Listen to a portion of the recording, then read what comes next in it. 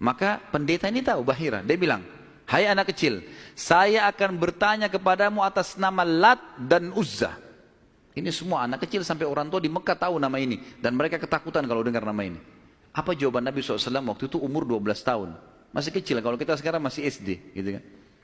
Maka beliau mengatakan, jangan engkau sebutkan dua nama berhala itu karena aku membencinya. Aku tidak suka dengan patung itu. Penasaran Bahir.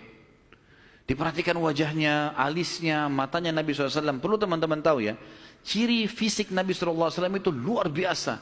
Tersebutkan secara rinci di Taurat dan Injil. Allah mengatakan dalam Al-Quran, A'udzubillahi minasyaitonirrajim, ya'rifunahu kama ya'rifuna abna'ahum. Orang-orang ahli kitab, terutama Yahudi dan Nasrani ini, maksudnya orang Yahudi dan Nasrani, betul-betul mengetahui Muhammad SAW sebagaimana mereka mengenal anak-anaknya. Karena terinci. Disebutkan dalam hadis, alis Nabi SAW seperti busur panah yang lebar, berwarna hitam dan tebal.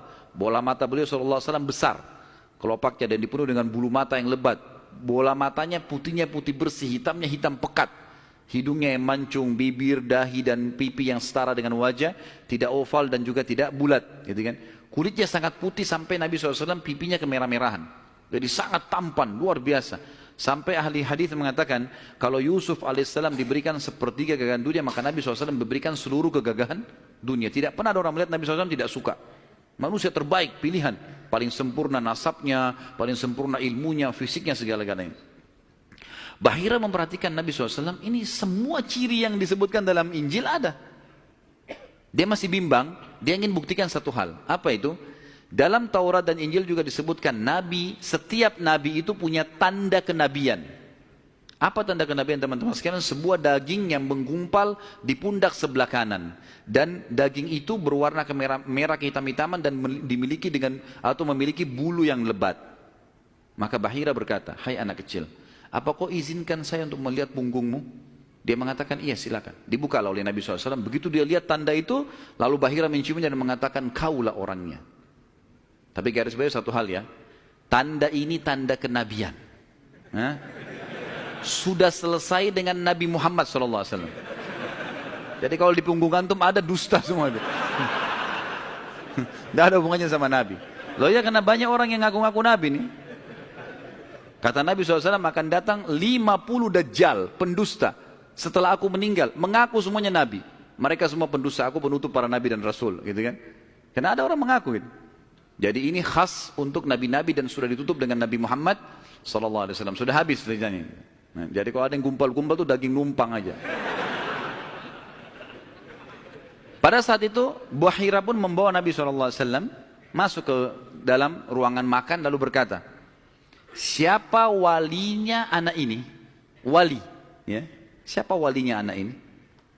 Kata Abu Talib, saya ayahnya. Abu Talib berkata, pamannya. Kata Bahira, tidak mungkin kau ayahnya. Anak ini mati ayahnya waktu dia masih 6 bulan di perut ibunya. Pendeta di negeri Syam tahu. Anak ini meninggal ayahnya waktu dia umur 6 bulan di perut ibunya. Dan ibunya meninggal pada saat dia umur 6 tahun. Serta dia dibina dan dididik. Dibina itu maksudnya dikasih, kalau bahasa Arab itu bina itu berarti seperti bangunan itu dibanguni, dididik, dibesarkan dan seterusnya oleh kakeknya sampai umur 8 tahun. Dan kalau kau benar kerabatnya, kau adalah pamannya. Abu Talib kaget, dari mana anda tahu semua itu? Benar semua. Dia bilang, kami temukan dalam kitab kami. Ketahuilah, keponakan kau ini adalah nabi terakhir yang sedang ditunggu oleh orang-orang.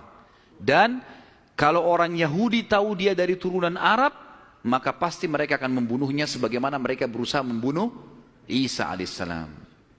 Kalau mereka tidak suka, mereka tolak, gitu kan? Maka jangan bawa ke negeri Syam, bawa pulang ke Mekah segera. Akhirnya dibawa pulanglah Nabi SAW ke Mekah pada saat itu. Waktu dibawa pulang ke Mekah, setelah tiba di Mekah, maka ada kejadian kecil di sini dan kita tutup dengan ini tentunya. Waktu sudah pulang ke Mekah, Abu Talib sudah mulai ketakutan karena dia sudah dengar informasi tentang ponakannya nih. Zaman dulu juga teman-teman sekalian, ada tradisi buruk ini sebenarnya, tradisi buruk juga. Seringkali dukun-dukun dan peramal ini menjual jasa.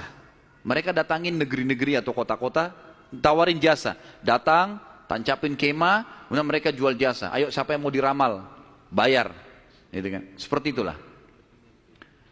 Waktu itu pas Abu Talib tiba di Mekah, pas peramal-peramal lagi masuk di Mekah. Maka orang-orang Mekah bawa anaknya, suruh ramal. Lihat mukanya, lihat tangannya, lihat segala macam. Pada saat itu teman-teman sekalian, Abu Talib ingin mengetes. Dia bawa Nabi SAW, dicari sama dia, mana pimpinannya dukun nih, peramal-peramal nih. Ditemukan lalu dibawalah Nabi SAW, waktu masih kecil, umur 12 tahun tadi, dibawa. Terus pimpinan peramal itu dalam kisah, dalam buku-buku sejarah disebutkan, memandang Nabi SAW dengan pandangan yang sangat tajam. Dan dia tidak bicara apa-apa. Dia mengatakan, tahan anak ini. Lalu dia masuk ke kemahnya. Kemungkinan dia bicara sama dukun, sama setan-setannya nih. Makan dukun. Ini saya nggak bisa tebak anak ini nih. Abu Talib lihat pimpinan ini, biasanya dia kalau anak-anak Mekah datang, oh ini nasibnya begini, sudah bawa, bayar. Seperti itulah. Ini enggak. Lama dalam kemah. Abu Talib ketakutan, dibawa Nabi SAW. Dan Abu Talib titip pesan. Kalau dia tanya, jangan sebutin di mana anak ini. Dibawalah Nabi SAW pulang ke rumah, Abu Talib kembali ke situ. Lama, baru dukun itu keluar, peramal itu keluar dari kemahnya. Lalu dia teriak, mana anak tadi itu di sini? Nggak ada yang nyaut, karena Abu Talib sudah titip pesan. Abu Talib waktu itu termasuk anaknya Abdul Muttalib, Raja Mekah. Tapi Abu Talib tidak dinobatkan jadi raja pada saat itu kan. Maka mereka diam. Yang kedua kali, mana anak itu di sini? Sampai 3 kali, kesimpulan terakhir, kata peramal itu, kita tentu tidak percaya peramal, tapi dia mengatakan, ya, kalau anak itu memiliki kedudukan yang sangat tinggi, dan dia akan memimpin dunia. Begitu loh bahasanya. Dengan ini teman-teman sekalian, maka orang-orang Mekah jadi lebih yakin kalau Nabi SAW ini punya kedudukan. Walaupun kita secara orang Muslim tidak percaya dengan dukun semua, tapi historinya begitu. Secara histori seperti itu. Allahu a'lam.